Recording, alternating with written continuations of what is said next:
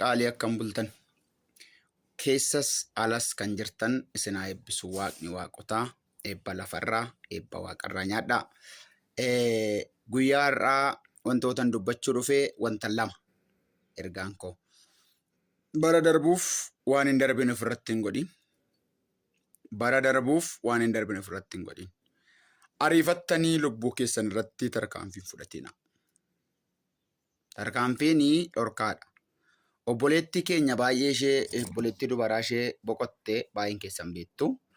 Obboleessi dhiiraa tokkos nu jalaa boqoteera.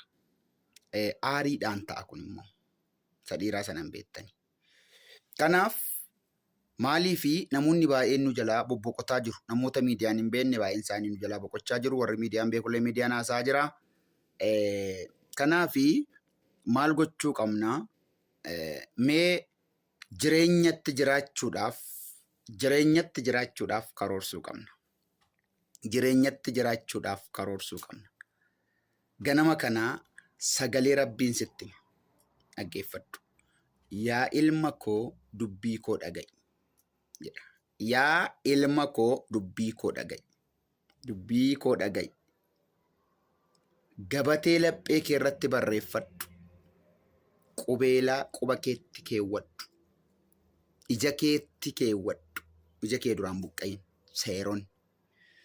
Dubbiin Waaqayyoo nama hin ajjeesin jedha. Namni nama ajjeese nafse gadaa'e. Namni uf ajjeese nafse gadaa'e. Kanaaf dhorkaadha.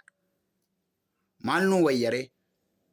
Tasgabbaa'uu qabna. Dukkana ishee har'aa kana keessa ifa borii eeggachuun gaariidha.